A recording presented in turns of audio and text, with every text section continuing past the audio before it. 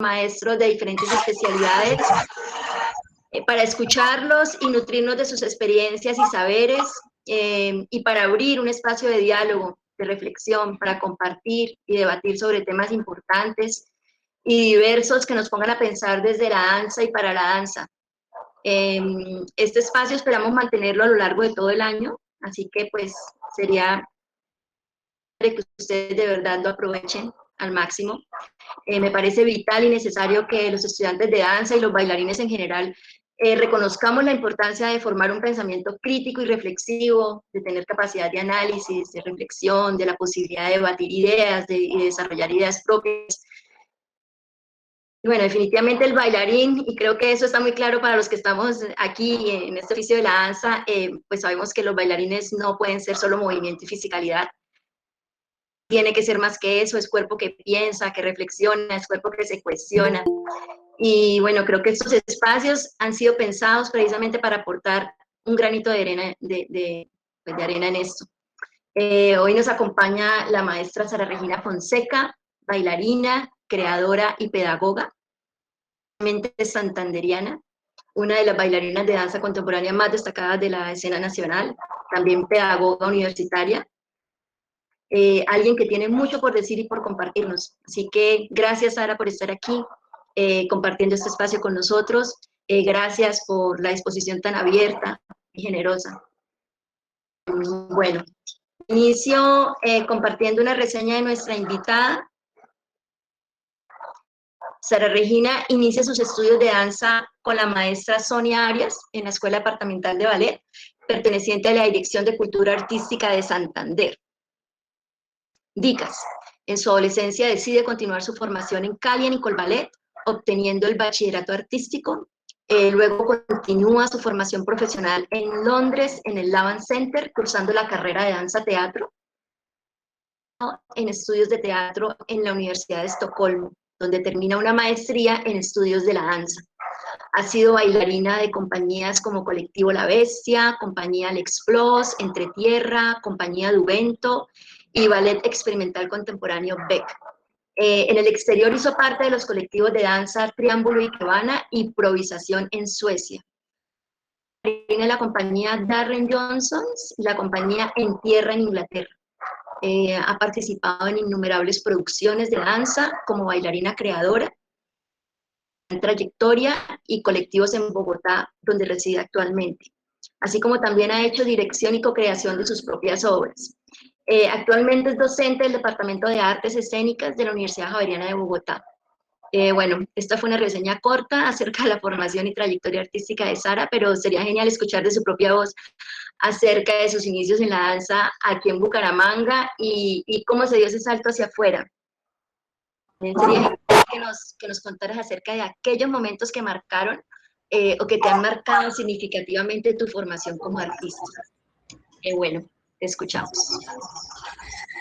Bueno, no, esto suena muy pomposa esa presentación, pero realmente, pues sí, son trayectorias que ya charladas como que son muy parecidas a las de muchos bailarines de nuestra generación y gracias por la invitación. Realmente yo, pues es importantísimo y muy significativo para mí estar acá, porque como lo dice la maestra Tona, yo soy de Bucaramanga, empecé a hablar también en Bucaramanga, empecé a bailar en Bucaramanga a los 8 años en el DICAS y conversar aquí con ustedes pues es simplemente como volver a la casa y tener este espacio para charlar un rato. Entonces, muchas gracias por la invitación, bienvenida, bienvenidos. Bueno, sí, no sé si pues, contaste como los saltos como de institucionales, digamos. Yo sí empecé a bailar en el DICAS. Para mí, pues, la maestra Sonia Arias es como la maestra, ¿no? Y voy a decir lo mismo que te dije el otro día cuando estábamos hablando también de esto, Donna y a todos, y es que para mí el momento en que yo pues supe que Sonita había partido, digamos, lo primero que sentí fue unas ganas muy grandes de salir como a correr y como a bailar y como a entrenarme y como a agarrarme de eso que en ese momento para mí fue clarísimo que era como un legado muy contundente, que era pues el rigor con el que uno se acerca a esto, ¿no? Y se me vinieron como muchas imágenes en ese momento como de clases y como de estos comentarios como que lo animaban a uno a esforzarse y la convicción siempre de que el trabajo es, ¿no? Lo que nos mantiene, ir haciendo. No importa si fue en Inglaterra o si fue en Girón o si fue, pero es trabajar, es hacer y es como mantener ese pulso pues esa energía invertida ahí como con toda la entrega que cada uno le puede dar. Entonces eso para mí fue esos momentos en donde el cuerpo le estalla la historia, ¿no? Porque para ir entrando en el tema, pues el cuerpo vivo, que es con lo que trabajamos todos aquí, toda persona que esté viva, pues trabaja con su cuerpo vivo, pero digo, las artes escénicas lo que hacen es indagar y explotar y como rasguñar, sensibilizar eso que tenemos, que es un cuerpo sensible y, y marcado por la historia todo el tiempo, ¿no? Entonces, esos momentos, ese momento fue como muy fuerte para mí, como muy fuerte, y sentí claramente que era eso de cargar o de reavivar todo el tiempo la historia, ¿no? Pues las personas que han pasado por uno, las 800.000 millones de veces que uno ha hecho cualquier movimiento repetidamente, ¿no? Las técnicas que ha bailado, eh, la, los movimientos de las personas que uno quiere, que han estado cerca, que uno ha visto mover, ¿no? Todo eso es lo que hacemos cada día. Entonces, pues bueno, ese inicio fue muy importante. Pues quizás no me va a tener como tantísimo en toda digamos, como en todos los 42 años de vida, pero sí quiero nombrar claramente a Sonia, también a Eugenio Cueto, que fue un maestro que apareció muy temprano también en la vida y que nos mandó a bailar también a quienes fuimos de esa generación del BEC, por ejemplo, que fue el ballet experimental contemporáneo que se creó apenas, se cerró el DICAS, ¿no? Eugenio como que tuvo la iniciativa de crear esta compañía para mantener el trabajo vivo, pero no es el orden de los factores, pero lo quería nombrar porque ha sido un maestro también como muy importante en su manera de ver la danza también, que estaba muy conectado con Sonia, pues porque Eugenio era estudiante y bailarín, luego y colega pues, de Sonia.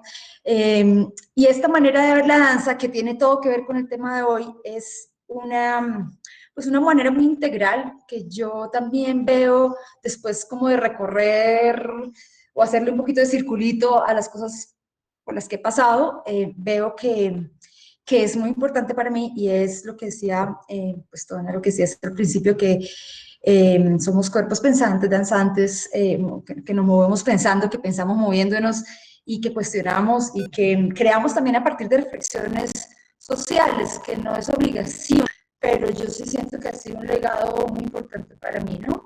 La creación en el DICAS siempre era una investigación sobre alguna pregunta que tenía que ver con la sociedad y con la vida, ¿no? Que estaba más allá del estudio, digamos, de danza. Y eso para mí ha seguido siendo un tema, he pasado como por otras maneras de ver la danza mucho más ¿cómo se dice? Donde lo intrínseco es más importante, como la investigación de movimiento que llaman puro, es como, digo, he sido bailarina como esas cosas también, me ha tocado entenderlo y está muy bien y me encanta, pues, ver el cuerpo en movimiento, ¿no? Sin más. Pero a la hora de intentar crear algo, o ni siquiera intentar, de necesitar crear algo, como desde el rol de creadora, siempre hay una pregunta, pues, por la sociedad, así claramente en la sociedad, por cómo vivimos, por cómo nos relacionamos con los demás. Sin eso, pues no me dan ganas de meterme en una creación. Entonces, eso es como los inicios, digamos, como me acerco a la danza y eso es lo que en este momento también me ocupa. Después de mucho tiempo me sigue ocupando esa manera de acercarme a la creación. Y esa creencia en que en el cuerpo pues están todas las cosas que nos van pasando y que las podemos volver a hacer, ¿no? Entonces el título de esta charla es "Y volver a narrarnos desde el cuerpo danzante, inquietudes sobre el movimiento, la creación y la historia". Lo voy a desglosar un poquito. No es que tenga una esté por todos lados de gira con él. Este fue un nombre que se me ocurrió justamente para esta oportunidad y tiene sentido cuando le pongo "y volver a narrar". Ese "y volver" tiene que ver con pues también la convicción y la experiencia de sentir un cuerpo que siempre vuelve a ser, ¿no? Siempre vuelve a ser otra vez. Aquí seguramente esto suena muy raro para alguien que no haga danza, pero aquí todas tienen experiencia pues en danza o en escénicas y saben que para un bailarín siempre es otra vez de nuevo, ¿no? O sea, volvemos a calentar, volvemos a tener que reproducir un montón de cosas, pero es en el tiempo presente, porque no es algo que grabamos y le ponemos play y vuelve a pasar. Entonces, ese volver a mí me parece que es crucial y lo he sentido muy fuerte como en esta cuarentena también, porque he estado en proyectos que son pues que uno hace el rol de la bailarín, pero que se produce una pequeña película o un video de danza, y es otra experiencia. Es muy raro, ¿no? Es muy raro no tener que volverlo a hacer, ¿no? O estar en un estreno y no tener que volver a hacerlo y no tener que volverse a calentar y volverse a cansar y volver a estirar al final. Entonces, pues es otro medio. Digo, la danza viva es ese volver otra vez de nuevo a hacer las cosas. Y volver a narrar desde el cuerpo, narrar, porque yo sí creo que somos pues un cruce de muchos relatos, de muchas narraciones. De nuevo, la manera en que nos representamos, porque también creo que bailar es una manera de representarse, está cruzado por un montón de narrativas que uno tiene, que uno tiene en el consciente y en el inconsciente, ¿no? Entonces, bueno, aquí se cruzan como muchas cositas. Eh, no creo que sea necesario como volver a contar como toda la trayectoria, pues, pero luego de estar en el DICAS como 5 años, eh, yo tuve como un momento crucial.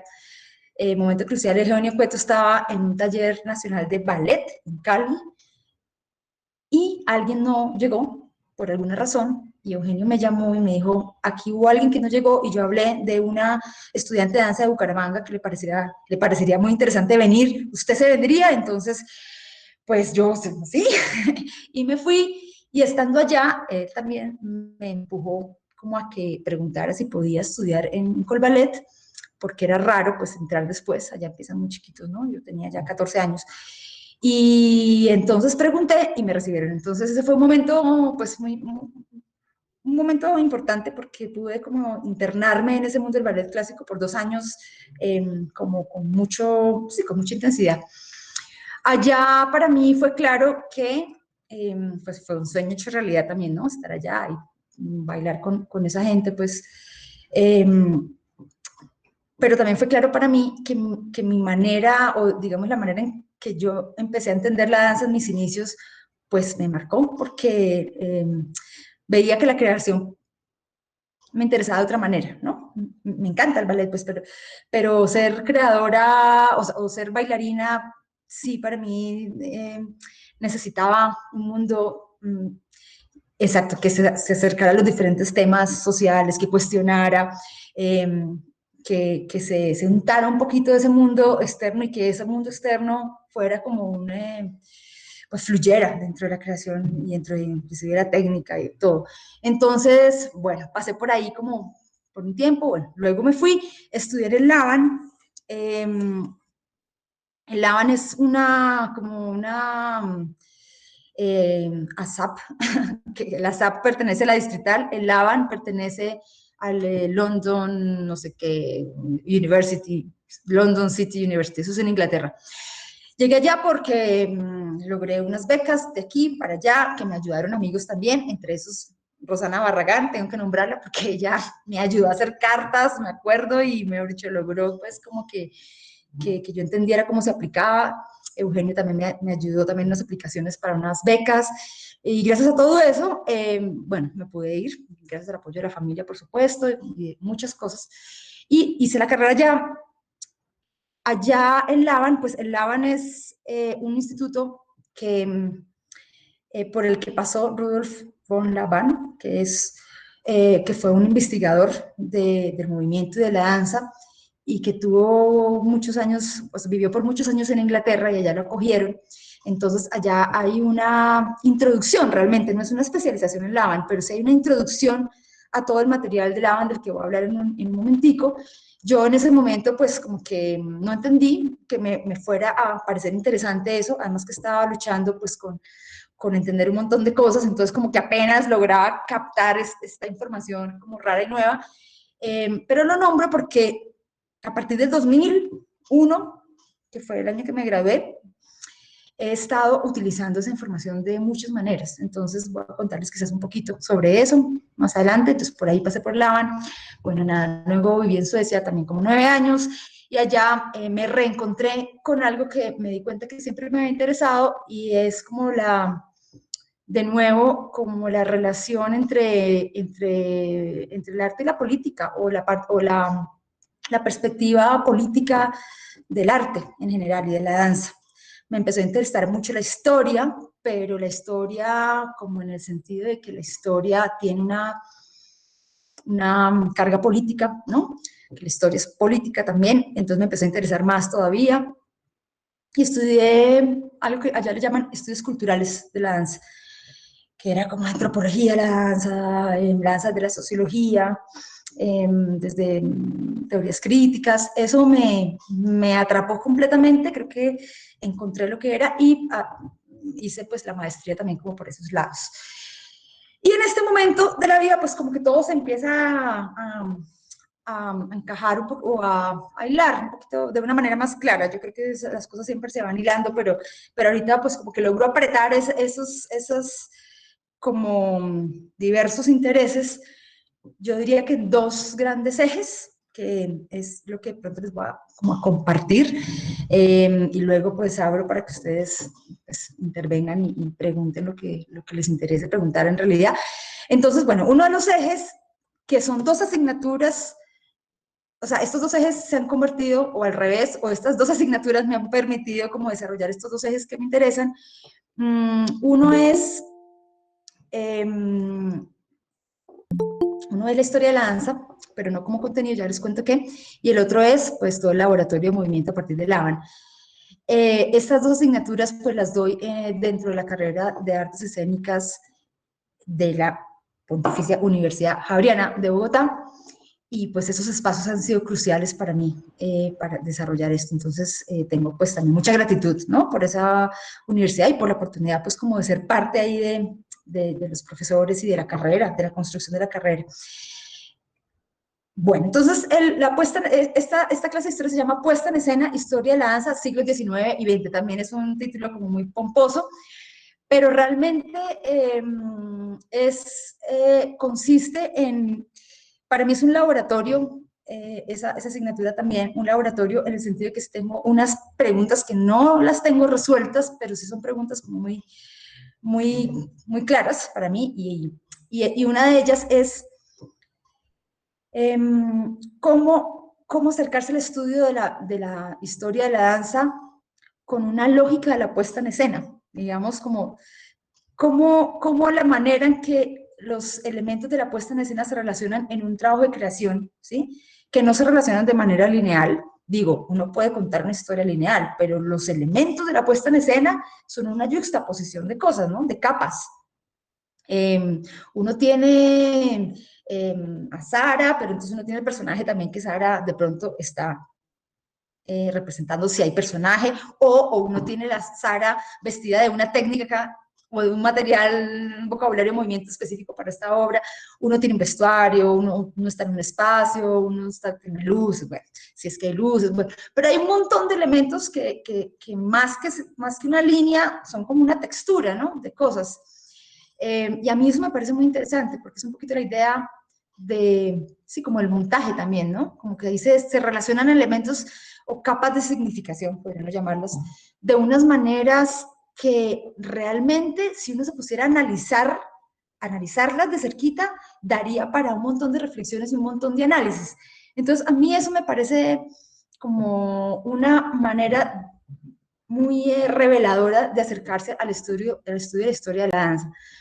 Pensando en eso, entonces, pues yo tengo ahí como una metodología que la sufrió aquí una compañera que está acá con ustedes, Daniela Anaya Amaya. Y Daniela fue participante en uno o dos semestres, no me acuerdo, pero bueno, ahí está, hola. ella sabe de dónde viene esto. Esto que ven ahí al fondo son muchos papelitos y cada papelito tiene un dato histórico que está relacionado con la danza, claro, pero también son cosas contextuales, sucesos políticos, hasta descubrimientos científicos, porque después va uno a ver y cualquier descubrimiento científico, por ejemplo, es o da el piso, digamos, para afirmar cosas respecto al cuerpo, por ejemplo. Y cuando se afirman cosas respecto al cuerpo, entonces se afirman cosas respecto a los roles y entonces se afirman cosas respecto a qué es lo femenino y qué es lo masculino en la danza. Y un montón de cosas pasan. Entonces, no es indiferente a la historia de la danza como su contexto de, bueno, científico, político y bueno, casi que uno podría coger cualquier cosa y empezar a ponerla a conversar con la producción dancística, ¿no? Entonces, bueno, hay un montón de papelitos y esto se llama un cuaderno móvil, lo que ven ahí, porque los colores tienen como categorías. Azul son personas, rosados son obras, anaranjados son libros, amarillos son sucesos políticos, por ejemplo. Pero aquí la idea es que esos papelitos se puedan desplazar, ¿no? Y que uno pueda reinterpretar de acuerdo a la manera en que relaciona estos datos. Entonces, yo sí tengo como la experiencia de pararme frente a eso y dejar que me hablen, ¿no? Que me lancen preguntas, porque uno de pronto ve dos cosas al lado y uno dice, estas dos cosas pasaron al tiempo, pero son muy diferentes, ¿qué pasó aquí? O esto venía siendo como así, luego cambió, o o estas dos personas que pertenecen a tiempos diferentísimos estaban preguntando lo mismo, o aquí la gente estaba pensando esto, y de pronto hubo un momento de un cambio y luego volvió a pasar. Hay un montón de cosas que uno se da cuenta, y cuando uno reorganiza todos los papeles también surgen preguntas nuevas, bueno. Entonces, es un poquito como jugar a reorganizar los datos históricos en diferentes constelaciones. Trabajamos con la idea de la constelación. Y eso como un punto de partida también para pensarse puestas en escena. Yo no sé si a ustedes les ha pasado como creadores, pero uno a veces hace una obra, un trabajo, y cuando uno suelta la voluntad del trabajo y deja como que pase lo que tiene que pasar, además porque no es, si no es uno trabajando solo, que es casi nunca uno solo realmente, pues están los aportes de todo el mundo y eso ya se sale de control, ¿no? O sea, uno puede dirigir, pero pues nada, eso es un trabajo colectivo. Llega un momento en que la obra como con un poco vida propia y uno la empieza a mirar y se vuelve casi que una interlocutora, la obra y uno, ¿no? Como empieza a decir, yo hice esto, ¿y por qué se nos daría por hacer esto? Y empieza uno a hacerle el psicoanálisis a la obra y descubre un montón de cosas escondidas ahí que algunas decisiones pues, pueden ser súper conscientes y otras muy inconscientes, ¿no? Le habla a uno, le devuelve a uno. Entonces, un poquito en ese interesante la puesta en escena como una metodología de estudio, ni siquiera para pensar en presentarla luego, o sí, pero más como una metodología de estudio. Ese es como uno de los ejes que me están interesando mucho ahorita. Lo otro, que es un poquito más nuevo y es a partir también de esta asignatura, son intentar formatos de escritura, ¿no? Entonces aquí por ejemplo, pues estos papelitos también empiezan, no sé si ustedes ven aquí como bueno, ven ahí una columna redonda con un hilito así como enredado. Es comprobando cómo las diferentes maneras de poner esos papeles en el espacio también permiten otras formas de interpretación, ¿no? Entonces, sabemos que que la historia pues no es una línea recta, pues porque tiene un montón de cosas paralelas y además a veces se repiten ciertos aspectos, pero en otros no. Entonces, jugar con cómo darle forma de espiral al tiempo. Línea recta es una opción, de espiral es una, de ola es otra, por ejemplo, también he probado como, hay cosas que van avanzando y de pronto la ola es como una barriguita que algo se queda y la otra cosa avanza y se jala otras cosas de atrás, pero algo se retiene y se queda ahí. Eso es como las diferentes formas que se le pueden dar al tiempo y a la escritura misma. Entonces, el formato de escritura también creo que es una pregunta de investigación grandísima porque yo sí pienso que nosotros desde las artes escénicas con una conciencia de espacio, digamos, más flexible, ¿no? De espacio y de tiempo flexible, tenemos mucho que aportar ahí, ¿no? A la escritura académica, inclusive. Me interesa muchísimo, no que sepa, no que tenga respuesta, no que haya publicado nada de ese estilo, pero sí es algo me viene interesando más y más también por los aportes, o definitivamente por los aportes de los estudiantes. Entonces, esta es otra parte de la, digamos, como ese eje y, eh, y pues claramente revisar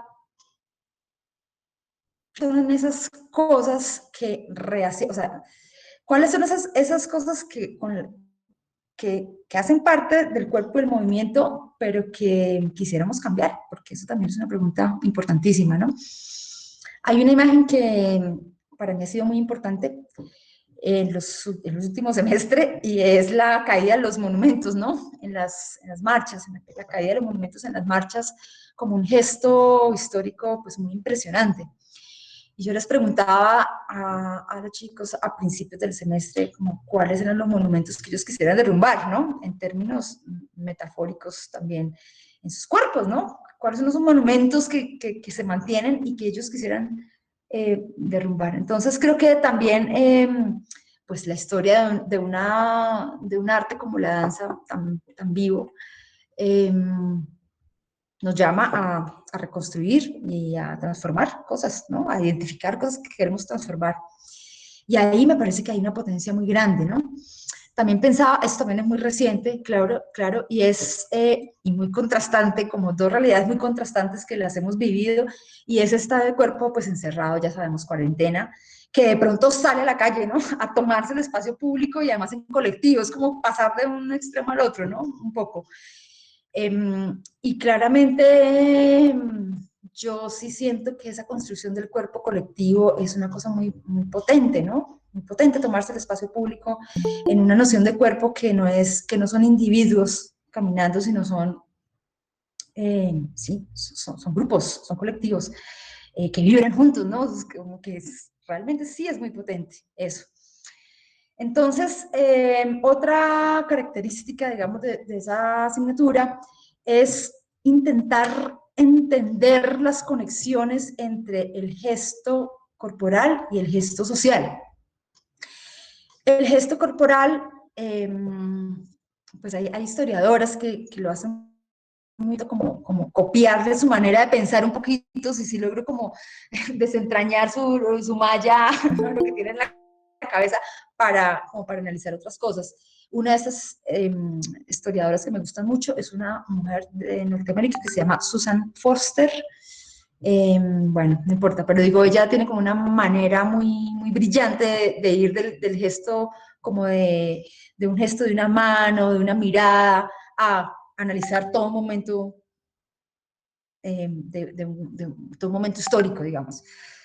Entonces, digamos, con esa pregunta, yo pienso mucho en lo potente que es, por ejemplo, y voy a dar este ejemplo, pues que es siempre como, en este momento es el más clarito que tengo a la mano, y es lo potente que es el cambio de un cuerpo que busca desesperadamente una verticalidad, ¿no?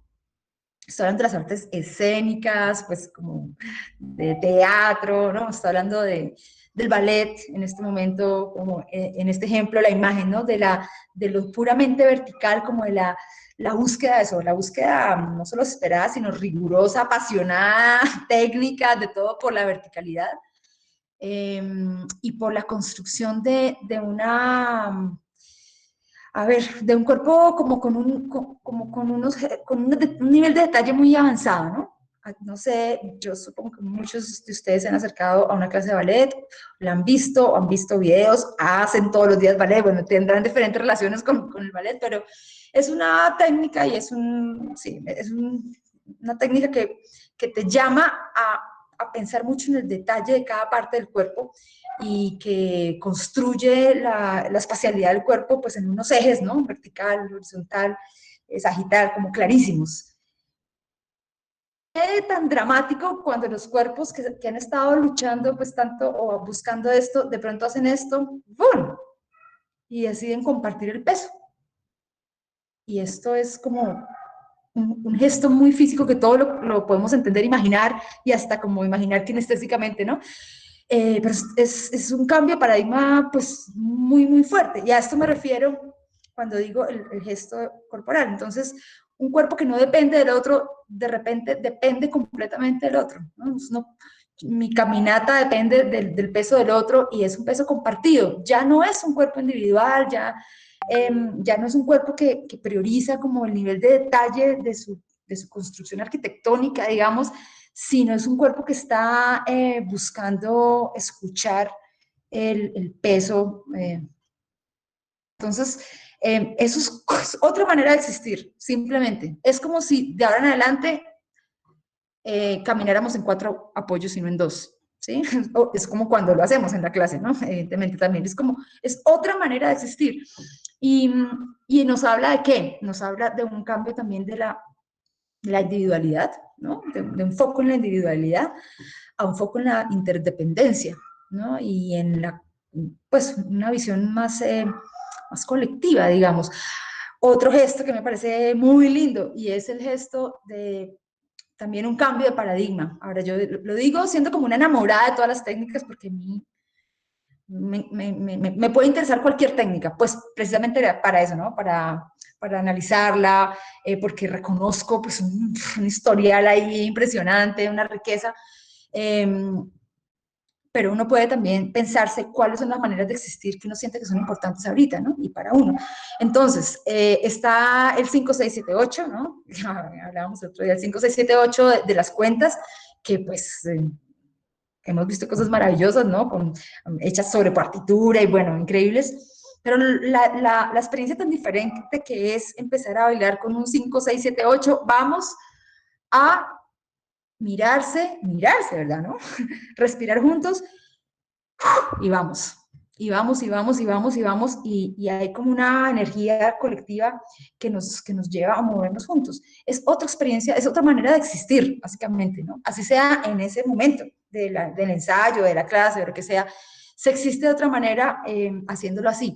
Entonces, esas son como las cosas que a mí me parecen interesantísimas en la historia de la danza, porque ahí hay mucho, ahí podemos leer mucho sobre la manera en que nos relacionamos, conseguimos el tiempo, el espacio, bueno, un montón de cosas.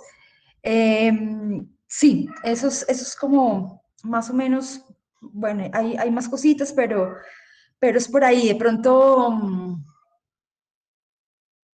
pronto, para volver al ejemplo de lo médico, para que sea más tangible, quizás como es como la manera en que nos acercamos a esto, voy a darles un ejemplo también que da esta historiadora que se llama Susan Foster otra vez, y ella, por ejemplo, cuenta la transformación que hay del momento de la danza barroca al ballet romántico. Y ella tiene un foco en la manera tan visible en que los roles del hombre y la mujer se especializaron y se diferenciaron, cuando en la danza barroca no eran realmente tan diferenciadas, ¿no? Como que era una danza social donde la mujer mostraba, ella usa un ejemplo de una obra que se llama Pigmalión, de una coreógrafa que se llama María Salé, y es en esa danza todavía como que ella le mostraba unos pasos a él y él le copiaba los pasos, los mejoraba, se los volvió a mostrar, era como un ir y venir, y iban bailando juntos, ¿no? Iban compartiendo su conocimiento y se iban enseñando a bailar casi.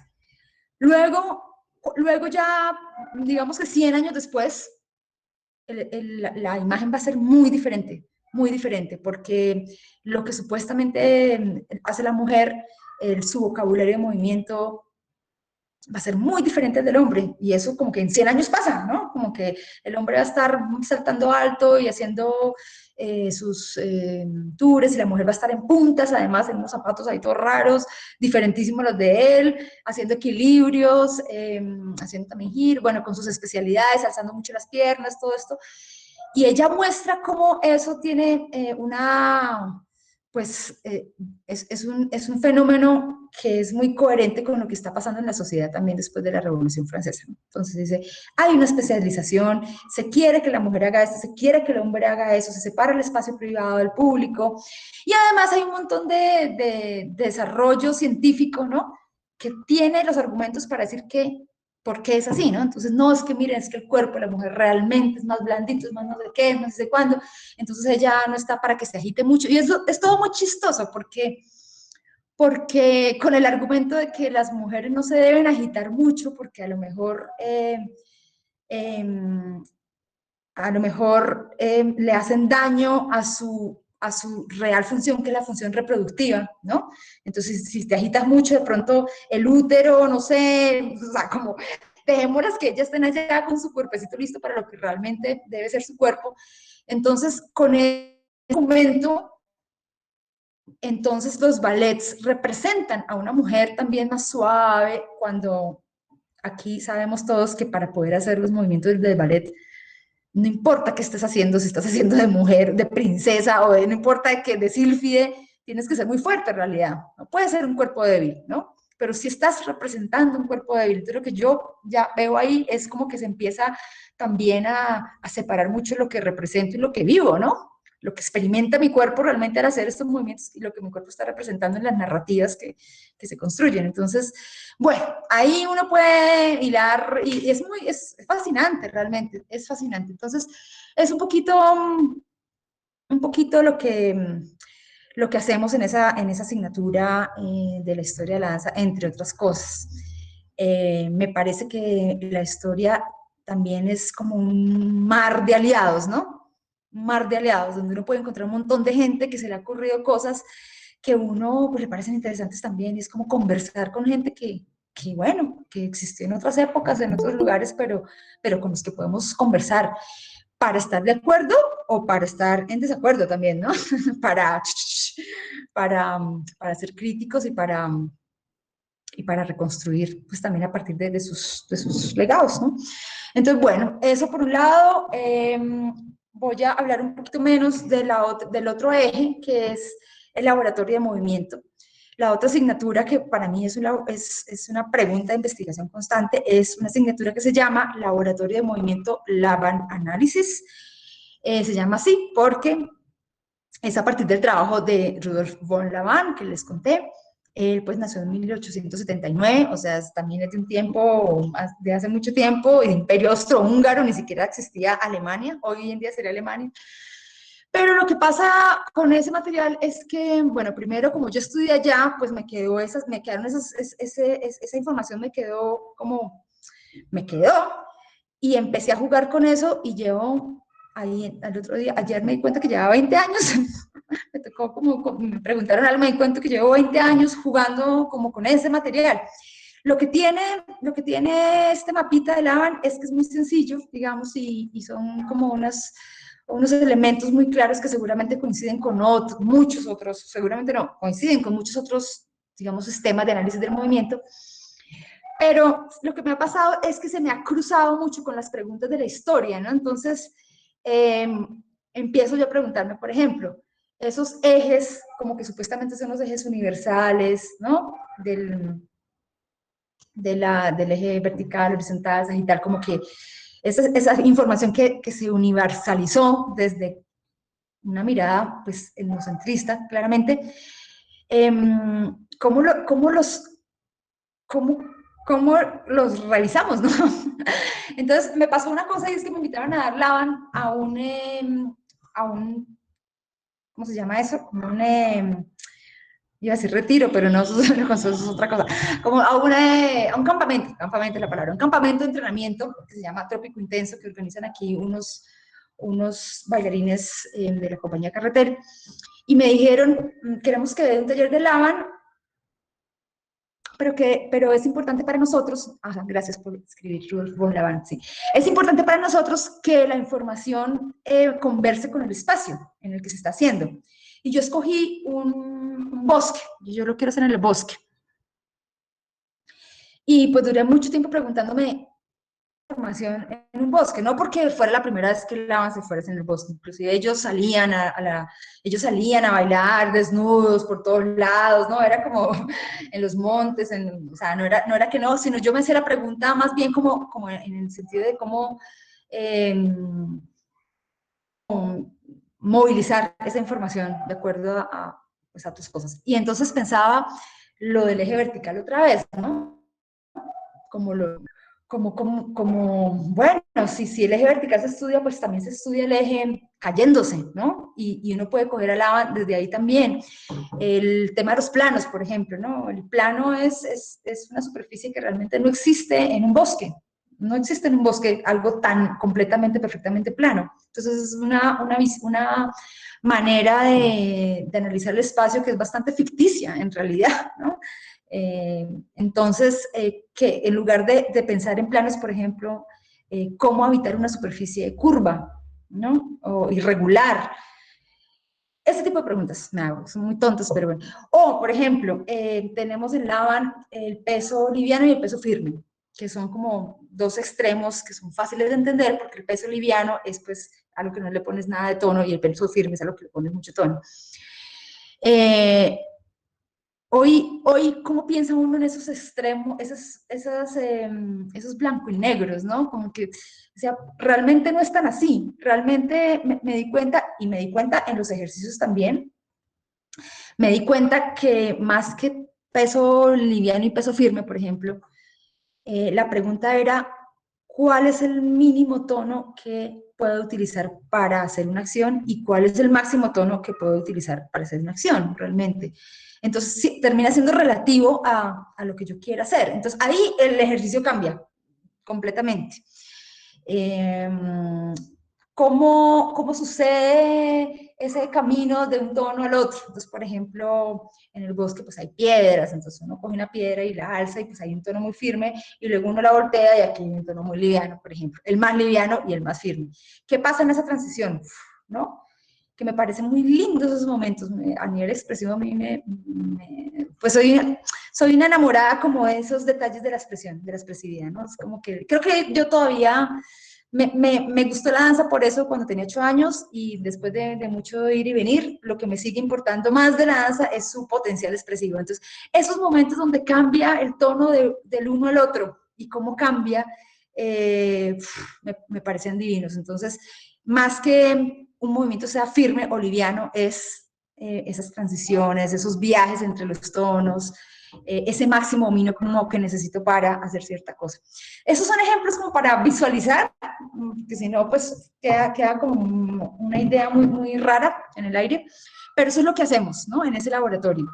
Y eso es lo que hago yo con esa información también, ¿no? Como darle un poquito como hacerle una recontextualización histórica también, agarrada de la otra asignatura, como qué significa decir que los principios o las bases del análisis del espacio son estas. ¿Qué significa eso? O sea, ¿a qué contexto pertenece y qué puedo movilizar?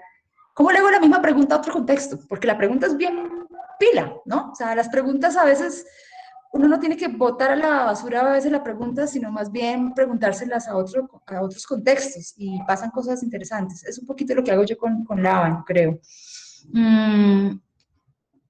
Y bueno, esos son como los dos grandes ejes digamos, de una investigación, y lo llamo investigación porque es una prueba y error, o más bien es como un laboratorio constante que se da gracias a la interacción con los estudiantes, ¿no? Realmente eso es como lo que hace que sea una investigación, y va arrojando cositas nuevas todo el tiempo también. Entonces, sí, yo creo que pues eso es como un carretazo para abrir el espacio de interacción, que para saber qué les resuena o qué por dónde quieren, que continuemos esta conversación. Entonces abro el micrófono. Ari, muchísimas gracias. Pueden, digamos, levantar la mano y de una, pues, abren, prenden la cámara y de una se lanzan con la pregunta para... Hola. Carretazo bueno, para es muy rico volverte a verte, abrir el espacio. Muchísimo. Pero bueno, sí, Sara fue mi profesora toda la carrera, como los 4 años de mi carrera tuve clase con Sara, entonces es como muy especial volver a hablar contigo. Siento que algo que a mí me queda mucho siempre de tus clases es como la idea de establecer conexiones. Como de más allá de la historia va así, 1801, 1802, 1803, la idea como de pararme un poquito más atrás y decir, bueno, pero que yo la desorganizo y la miro desde otro lado, si la miro de cerca, si me alejo, si me enfoco en un detalle o en el otro, que es como algo que me inspira un montón a buscar la conexión, a buscar la idea, a buscar como códigos, los códigos, o bueno, sí, como patrones que no necesariamente tienen como un significado trascendental, pero que nos dice algo como de la organización del mundo. Y que además los encontramos solamente porque somos nosotros los que lo vemos. Esa misma conexión seguramente no la va a ver otra persona. O tal vez ni siquiera como va a ser relevante para otra persona, pero a veces sí, y es cuando se generan como encuentros súper lindos de ya sea yo leyendo a un autor de hace mucho tiempo que le interesó lo mismo que a mí, como encontrarme con Sara y decir como, ay, este tema nos interesa a las dos. Y siento que son puntos de partida súper lindos para crear. Y otra cosa como que me parece muy, muy interesante es, o bueno, por lo menos a mí me ha servido un montón ahora que estoy enseñando en la EMA, el vocabulario de Laban, el lenguaje de Laban me ha ayudado como a poder transmitir clases virtualmente, que es súper complejo. En uno de mis grupos yo les he estado como transmitiendo un poco esta información y pues para poder enseñarles otras cosas, porque ha sido un reto muy grande desde una cámara que es como este cuadradito en el que yo tengo que elegir qué voy a mostrar, si muestro el dedo, si muestro las patas, si muestro la cara. Poder decirles como más liviano o más firme o más directo, o busca una curva o piensa en el plano, como todo este lenguaje que es súper funcional a la hora de comunicarnos con otros que tienen otro punto de vista, otras experiencias, otras historias corporales. Y de pronto como algo que me interesa también un montón es esta idea de la historia corporal, o como cuando hablábamos de las tecnologías corporales, cómo somos historia, ¿sí? Somos la historia de nuestros ancestros, de nuestro colegio, de nuestra geografía, somos la historia del país y somos la historia de nuestras casas también, como que contextualizándolo un poco como en la situación del país actualmente, como ponernos en el lugar de que el otro también es historia y es una historia muy grande, es como ayuda a entender, cómo ponerse en el lugar del otro y a sentir empatía.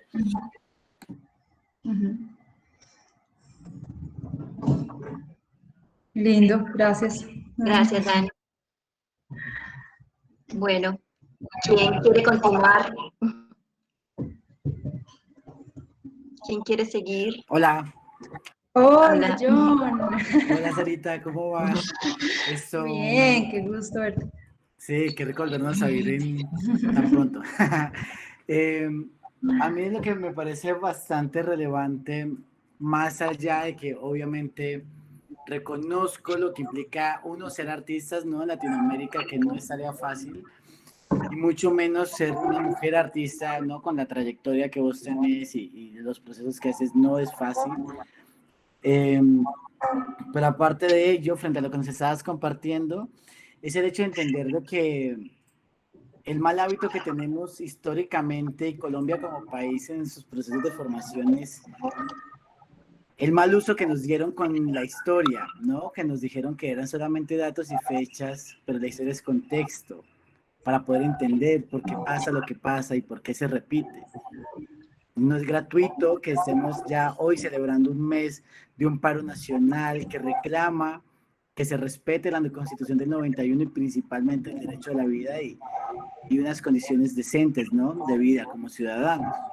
Que no tengamos que volver a repetir unas olas de violencia otra vez fuertes, que no tengamos que decidir irnos del país porque aquí no hay garantías para poder ejercernos, ¿no? Entonces, creo que en relación a eso y justo a que estamos viendo cómo porque la historia no es algo pasado, la historia pasa. En estos momentos estamos viviendo un momento histórico que Colombia no había tenido.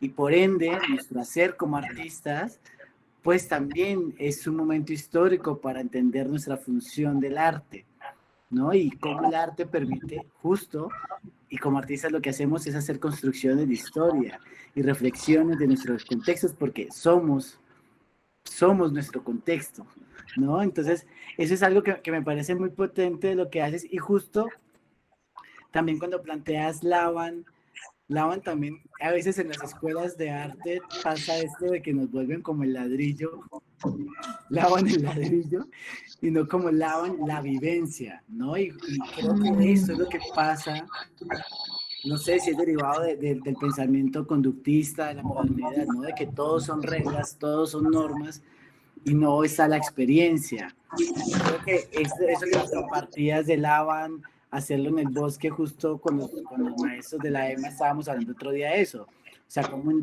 salsa también se puede estudiar Lavan y está ahí. Sí, sí, total. Como cuando nos decidimos que bailar merengue o chucuchuco con la tía, con la mamá, ahí también hay un montón, ¿no?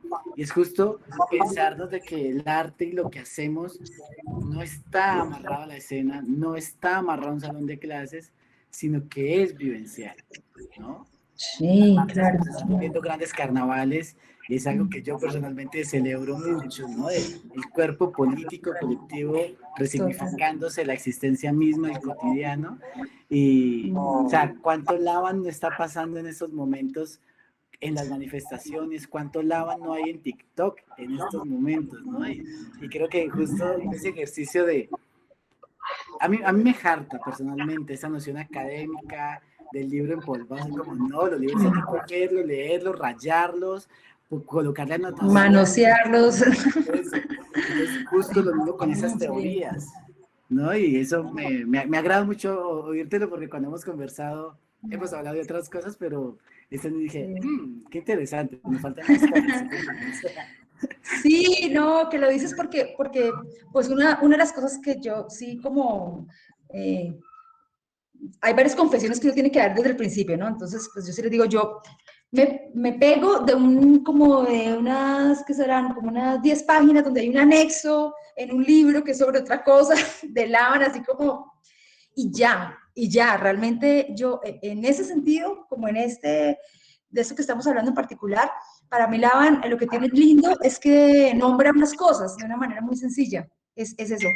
Pero los nombres sirven para jugar, o sea, sí, es como tener unas fichitas para jugar, es todo lo que yo hago, digo, lo que yo propongo hacer, y realmente el juego ya es lo complicado, o sea, el juego es usar la sustancia, ¿no? O sea, que tanto juegues con eso es lo que realmente te pone a voltear. Ahora, de acuerdo completamente, eso es como unas formas de nombrar las cosas que podrían ser otras o que se parecen a otras, que es la que me conocí y me sirvió. Pero, por ejemplo, ahora que dices lo del merengue y lo de todo esto, hace poquito, otra cosa que me parece importantísimo es que se crea una experiencia de esa pauta que uno está trabajando, ¿no? O sea, si tú dices, por ejemplo, flujo libre, pues eso es igual eso es cualquier tontada, ¿no? Pero quédate una hora moviéndote en flujo libre, eso es una experiencia. Entonces, por ejemplo, lo hicimos el semestre pasado y yo decía, yo como que no hablamos, dije, bueno, vamos a movernos sin hablar y después les cuento qué parte de Lavan era esto, y nos movimos y era una cosa, y yo como que en algún momento me distancié un poquito y pensaba, esto parece una clase como de afro Lavan, alguna cosa, porque era como empezar a construir esa experiencia y se suda, se cansa, o cuando uno está investigando da tedio, o sea, es la vivencia realmente, si no hay una construcción de la vivencia, no sirve para nada realmente, ¿no? Y lo otro es que también me gusta que pongas el tema porque esto es muy personal, me pasa a mí, Hay cosas que son sobre la danza que me parece interesantísimo hablar, sobre las que me gusta leer, conversar. Hay cosas que me parece absolutamente inútil sentarse a hablar, que tienen que ver con la danza, o sea, absolutamente inútil. O sentarnos a hablar qué es el flujo libre aquí, o qué es realmente el peso firme. O sea, podemos hablarlo 2 minutos, ya, suficiente. Es que hay que ir a hacerlo, ¿no? Hay que ir a hacerlo y hay que ponerlo como en un espacio real.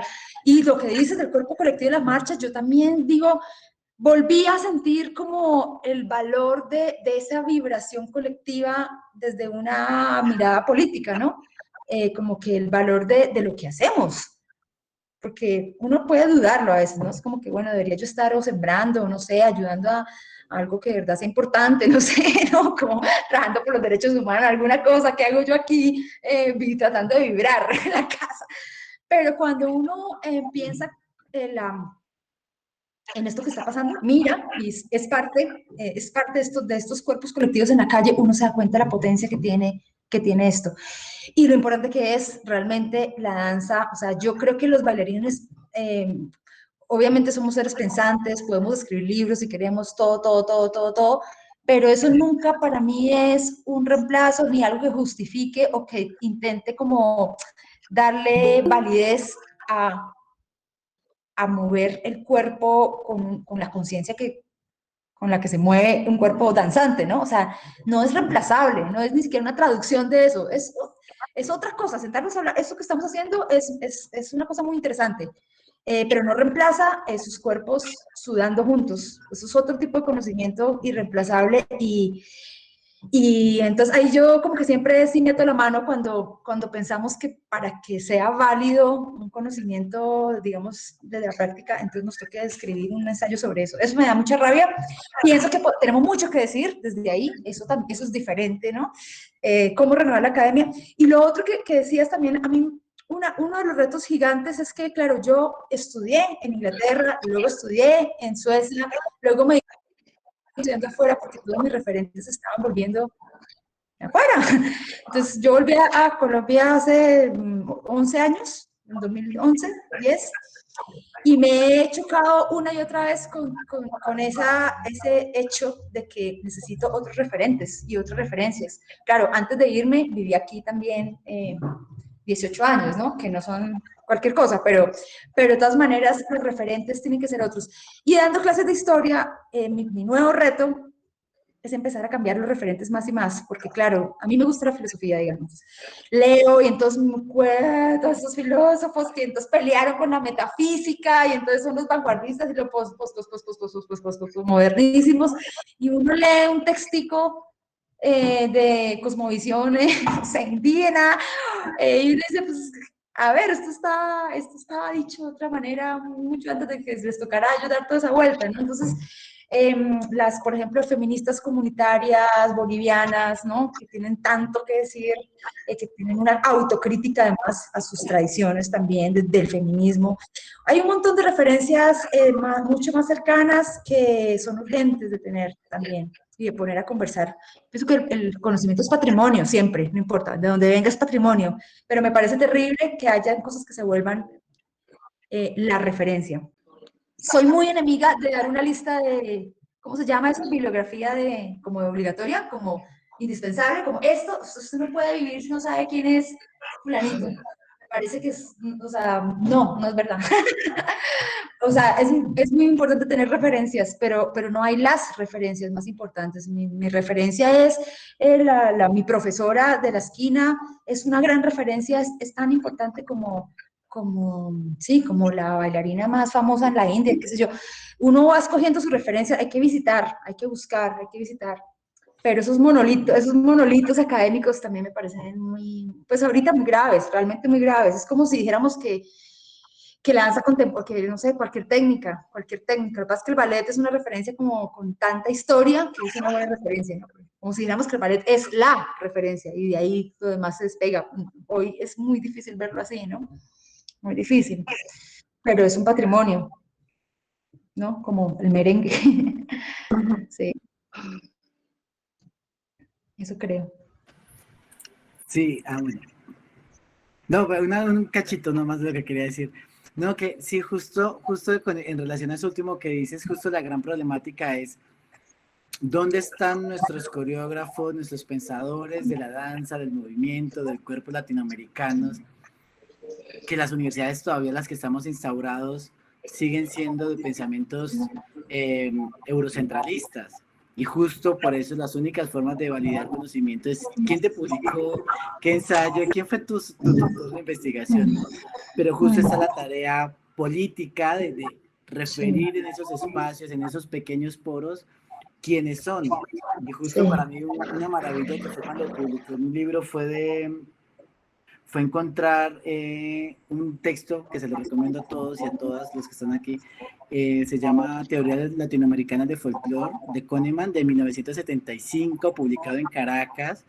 Y lo que hacen es que recopilan ensayos de folclorólogos y folclorólogas de diferentes partes de Latinoamérica, criticando y preguntándose de qué es tradición, qué es folclore, qué es folclórico, y un montón de derivas alrededor de esto que 75, 2021 y todavía estamos pegados de unas cosas que uno dice, hello, ¿no? Pero justo es entender la diversidad de cuerpos, de posibilidades, de estéticas, y que podemos coexistir sin tener que caer en la cultura de la censura, ¿no? Que tan instaurada tenemos, justo de que hay muchas posibilidades de existir, de crear, de formar, y sobre todo lo que debe priorizarse es el respeto al otro, al cuerpo, a la vida, ¿no? De que somos diversos, ¿no?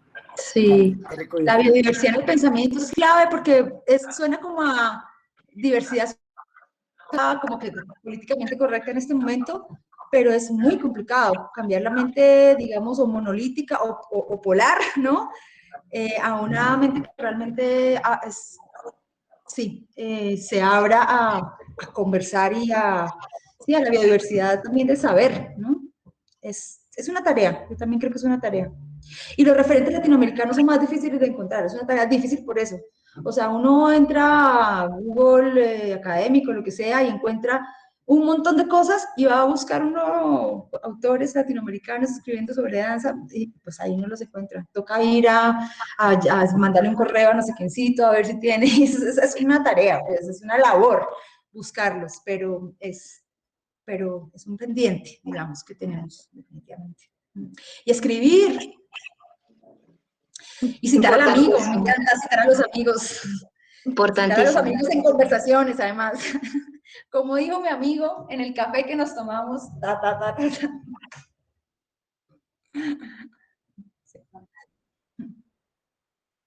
Continúa. Una de las cosas que mencionaste y que me quedó ahí resonando a mí fue la pregunta acerca de la manera o las múltiples maneras en que se relacionan los gestos corporales con los gestos sociales. Ya tiene esto para las puestas en escena. Asimismo, cuando te referiste a los gestos masculinos y femeninos, cómo estos hacen parte de una construcción social. Me gustaría que nos hablaras un poco más acerca de esto y cómo estos gestos corporales y sociales pueden llegar a ser parte fundamental en la narración de una pieza de danza. ¿De manera cómo lo ves tú? Bueno, es que esa es la pregunta, ¿no? O sea, ese es como el laboratorio. Yo creo que es importante preguntarnos qué tipo de cuerpo queremos construir y cómo nos queremos narrar. Simplemente preguntárnoslo, ¿no? Y no es una pregunta tan simple, digamos, porque uno va a hacer uno va a revivir su pasado nuevamente, pero también uno va a descubrir que hay cosas que si quiere transformar, ¿no? Es como, y son bobadas, son tontadas. Por ejemplo, voy a decir lo primero que me pasó por la cabeza. Hace poquito estuve bailando en una obra que se llama La mirada del avestruz, que es una obra del Explos, ya viejita. La violencia es una obra. Y un momento en que todo el mundo, digamos que las bailarinas están en el camerino y como que, bueno, los polvitos, y yo pensaba, ¿por qué los polvitos? O sea, no tiene ningún sentido echarse polvitos, ni labial para que no me da tan pálida, ni ruborcito, o sea, ¿por qué no tiene ningún sentido? O sea, ¿qué tipo de cuerpo estamos promoviendo? Nada, es preguntar sobre todo el tiempo, desde esa bobada, ¿no? Como me echo polvos, ¿por qué me voy a echar polvos? ¿Y por qué mis compañeros no se echan polvos? Estamos hablando de lo mismo, o sea, somos seres humanos como contando unas cosas que no tienen nada, o sea, se me hizo absolutamente absurdo, por ejemplo, eso. No me voy a echar nada porque no tiene sentido. Ya, son decisiones mínimas que no afectan a nadie, pero que sí para mí son como importantes, ¿no? El hecho de...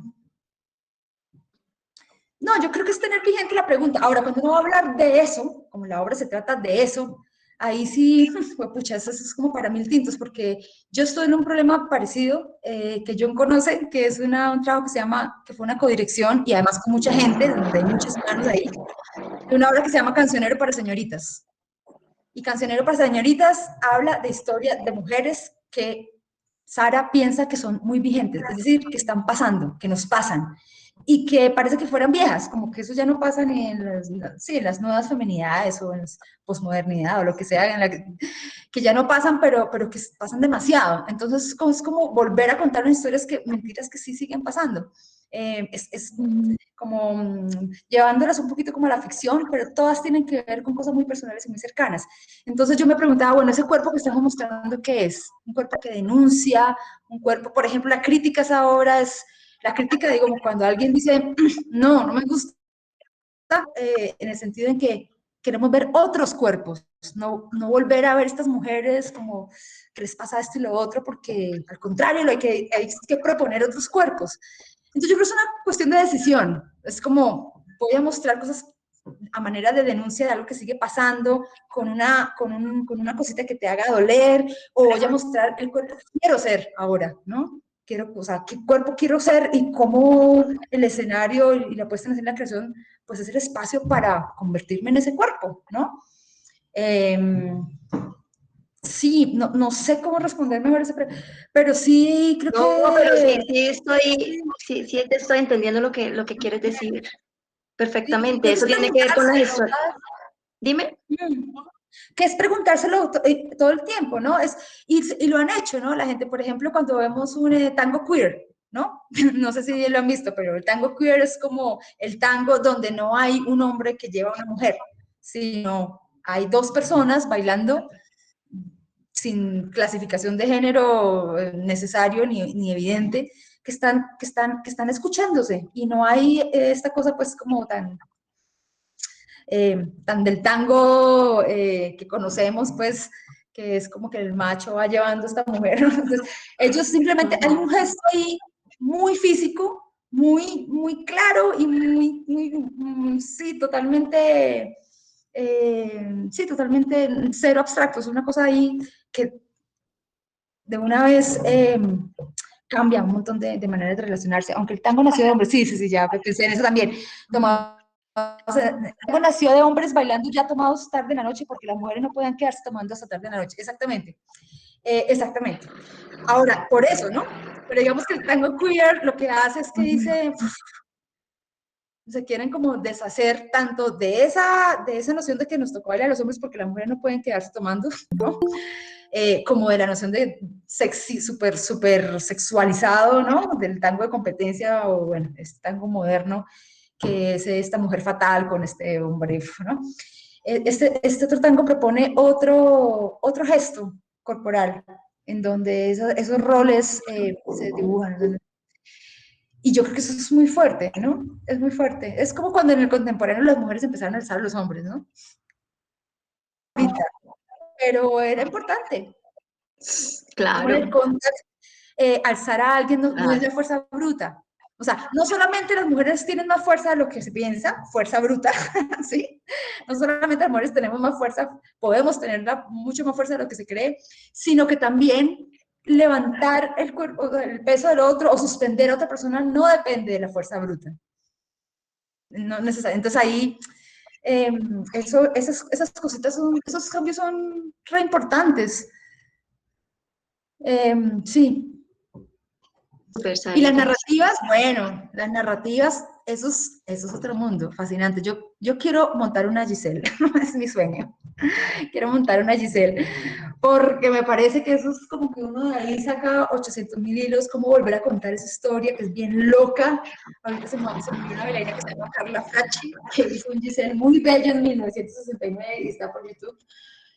Una filmación muy... Y es una historia muy rara y muy... pero llena de posibilidades para agrietar también. Entonces, las narraciones son cruciales. ¿Qué contamos? Por supuesto, porque el cuerpo en su gesto ya está haciendo algo. Y además de eso es una capa. Y otra capa es que contamos, pues que el que decide contar también, ahí hay una decisión importantísima, ¿no? A quién le contamos, en dónde lo contamos. No es lo mismo contar en un teatro que en una plaza de mercado, no es lo mismo, ¿no? No es lo mismo, por ejemplo, hacer una obra sobre la homofobia, como me pasó una vez que fui a ver a DB8, compañía británica, ¿no? Muy, muy buena. Yo la fui a ver en un teatro, creo que fue en Estocolmo. Y era una cosa casi documental contra la homofobia, o sea, sobre la homofobia, ¿no? Muy crítica. Yo pensaba, esta obra es tremenda, o sea, es una bomba, pero no es una bomba en un teatro donde todo el que va y paga la boleta, pues ya está de acuerdo de antemano con esa crítica. O sea, todos los que estábamos ahí pues, éramos ideológicamente afines a eso, ¿no? Entonces, o sea, es impresionante cómo cambia también lo que narramos, pues, de acuerdo al interlocutor, ¿no? Eso también es otra pregunta. Bueno, pues creo que vamos llegando hacia el final. 6:25, entonces, pues, chicos, chicas, quién quisiera intervenir? Reflexión, inquietud. Nos quedan 5 minuticos.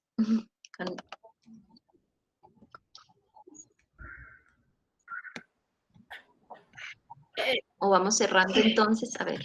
Escuchando un poquito como y conectándolo como con los apuntes que estaba tomando, también pensaba un poco como en el dispositivo, cómo es importante que pensemos el que nos preguntamos, pero también desde dónde.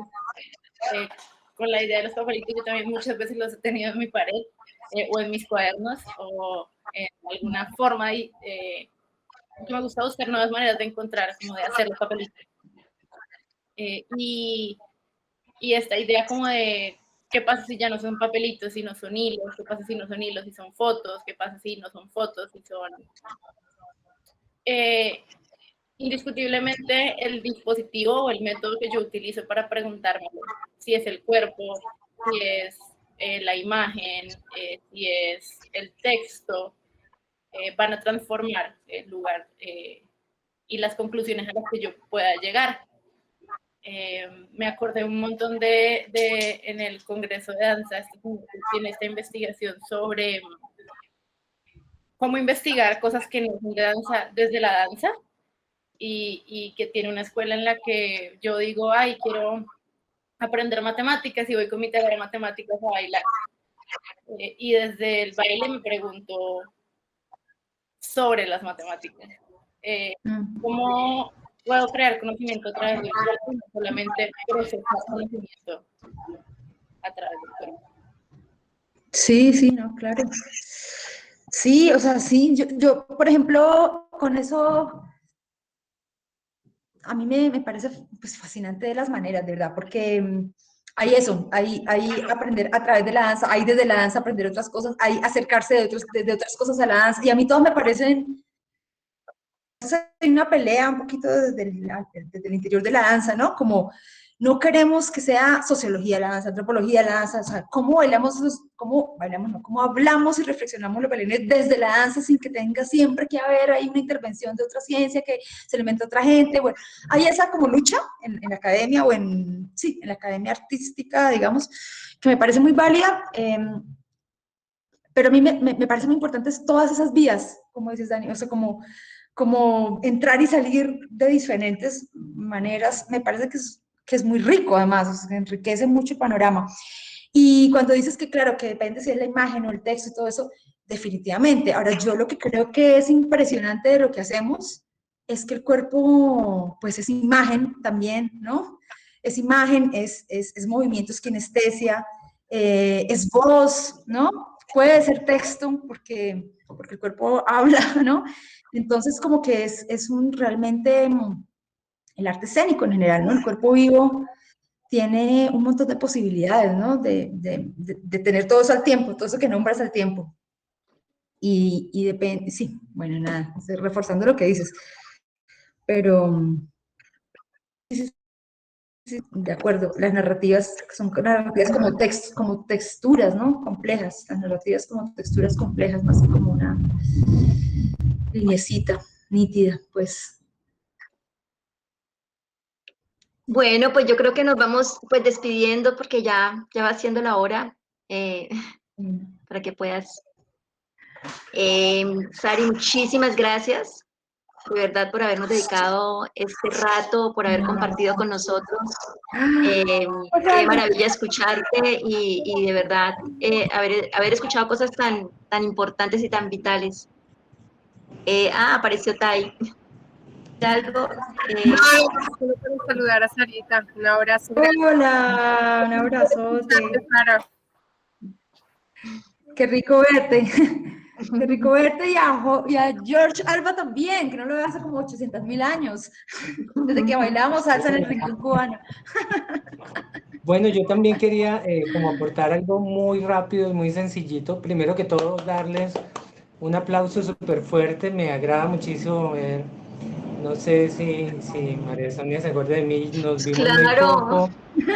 Claro que sí, por Y a supuesto. John, y un abrazo a todos, porque realmente siempre me ha quedado como la inquietud cada vez que regreso al país y pregunto cómo está la danza, y también comparto y sufro cuando perdemos personajes como en esta época, eh, precisamente esas cosas de la historia que tú hablas y que construimos a partir de la danza, cada quien en su búsqueda personal, porque eh, pienso que he tenido una búsqueda muy particular que se acerca a las búsquedas de algunos de los que estamos aquí, y que también se aleja porque actualmente estoy como instructor de baile en un crucero, pero que también me ha alimentado de maneras diferentes, pero que eso no me ha alejado tampoco de la danza en sí, de del arte, de construir esto, de tener siempre inquietudes,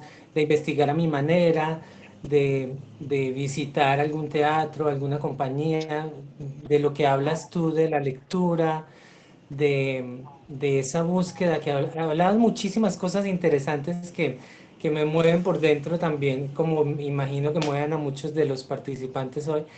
Y para, para cerrar el saludito pequeño que quería darles, es que me siento siempre movido no solamente con la danza, sino con la historia que se construye a través de ella, con ustedes que nos aportan, que así no nos veamos, no nos saludemos siempre, con alguien que hablamos, decimos, y Sarita, y Bucaramanga, y qué ha pasado, y sí, perdimos este personaje este año, y sí, se movió, y sí, la danza está presente en esta parte de la historia de Colombia, de la humanidad, del mundo, y seguimos en diferentes aspectos construyendo, investigando, buscando, y pues yo nuevamente les hago un saludito y los pienso, y estoy con ustedes también, y estamos aquí como con estos vínculos tan particulares y tan especiales que me agrada mucho que se den, y les mando un besito grande y no interrumpo más. Ay, un abrazote, ¿no? Qué gusto verlos, de verdad. Sí, un abrazo grande, Jorge. Ratísimo sin verte. Bueno, Bueno, Besos para todos. Sí, gracias por la invitación, de verdad. Bonita, un placer, qué rico, cuando quieran, volvemos a charlar. Maravilloso, Sarita, maravilloso No, y haberte gracias por tenido este rato. mantener la cosa en Bucaramanga, gracias por mantener, me encanta, Dani, que estés allá, metiendo a inyección de juventud, de nuevas generaciones, sí, qué lindo verlos, muchas gracias. No, que el segundo semestre pueda ser presencial, un encuentro contigo, un laboratorio lab. Sería Mil lindo cosas podemos salir al Parque San Pío cuando- allá a bailar. Ojalá y sí. Bueno, besos para todos. Bueno, Chicas, chicos. un abrazo. Chao, gracias. Gracias. Chao. Chao. Gracias, Sara. Gracias, Tony. Gracias.